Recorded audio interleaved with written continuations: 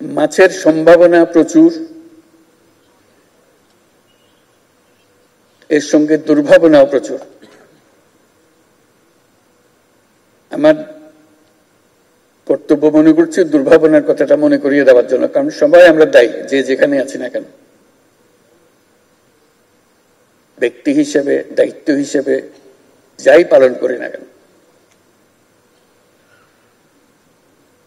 আমরা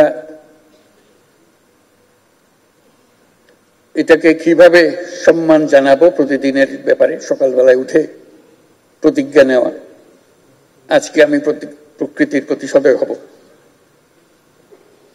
এবং সেটা মনে রাখা সারাদিন। এটা যদি করতে পারি তাহলে আমরা প্রকৃতির দান উপভোগ করতে পারবো, কারণ এর প্রতিদিনই কঠিন হয়ে যাচ্ছে আমাদের জন্য। তার উপর দাবি এত রকম আসছে, সবাই নিজের ব্যক্তিগত স্বার্থে। তাকে নিশ্চিহ্ন করে দিতে আমাদের বিন্দুমাত্র আমাদের দ্বিধা হয় না। সেটা রক্ষা করার জন্য আমাদের সমস্ত আয়োজন করতে হবে, যাতে আমরা প্রকৃতির সঙ্গে সদয় চিত্তে বসবাস করতে পারি।